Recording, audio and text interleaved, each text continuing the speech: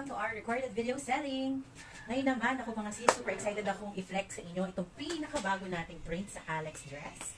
Yes, si Alex Dress, yan yung may square neck tayo at may adjustable strings sa likuran para kung medyo malaki yung shoulders natin at yung bust size natin ay medyo malaki, ay kaya niyang ma-adjust mga sis. At kung hindi naman ganun kalaki, halimbawa XL kayo or large, pwede dito sa large, ay pwede niyo siyang i-adjust palapit para magkadikit na sila para mas fit sa inyo yung dress na to mga sis.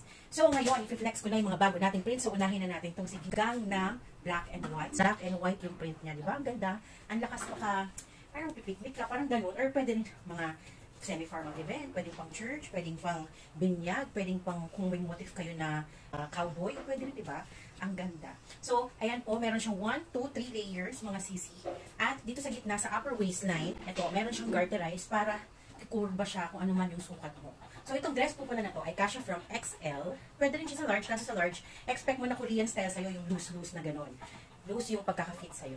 Pero yung iba kasi, bumibili large, gusto nila yung ganong feeling. So, okay lang. It's up to you kung saan po kayo comfortable suotin. So, ito pong dress ito ay kasya from XL to 5XL. So, ang aking pong chan dito ay 44. Kakasukat ko lang kagabi. And then, yung aking upper waistline is 41, 44, and 43 po yung aking hip. So, padram na tayo mga sis. Kasi ako po ay apple body shape. Okay, mga sisi. So, ang bust nito ay, actually may measurement guide ako dyan, pero ang kaya niyang ma-stretch ay hanggang 60. Kung hindi ako nagkakamali. Yan, basta yan. Ganyan ang kaya niya. Ngayon, makikita nyo naman, ang tela po nito ay cotton spandex, pero yung magandang klaseng cotton spandex po, yung hindi naman ganun kadipis, saktong-saktong kapal lang mga sis, parang 180 GSM po ang kapal nitong tela na to. So, meron din tayong mga tela na 200 GSM like this one. Ito po ay parang blood maroon na siya, no? O, blood maroon na yung color niya. Dito sa camera ko parang lighter siya, pero in actuality darker po siya dyan ng onte. Kasi ito, meron tayong plain white sa mga civil wedding dyan, baptismal, yung mga naghahanap ng graduation dress na ang motif ay white or any occasion na white ang motif. Meron na tayong white. There's ano na to, restock kasi lagi po itong sold out ngayon ng ulit nagkaroon. Tapos, meron tayong ganito, yung floral black. O, diba? Yung floral black tayo. Ang ganda rin yung mga sis, no? O, ang ganda talaga niya, o. Tapos, meron din tayo yung happy floral kasi parang nakaka-happy ko siya. Pag tinitingnan ko siya, parang nakaka-happy ako, diba? Yan. At meron tayo yung mini floral. Yan.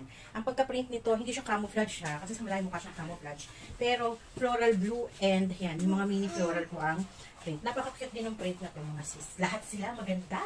Actually, ako gusto kong magkaroon ng kada isang design, isa-isa, di ba? Pang church day ko.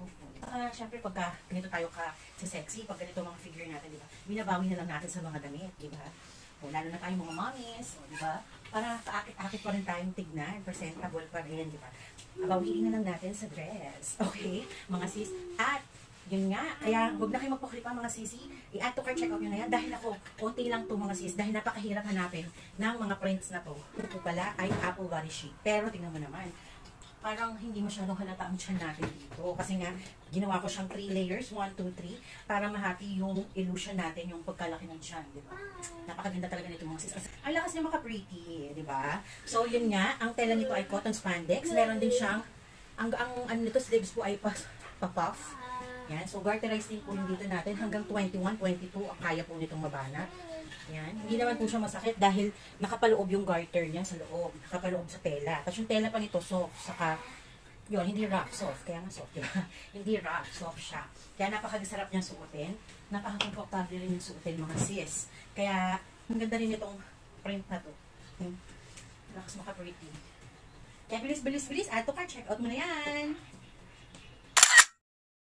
Follow for more updates.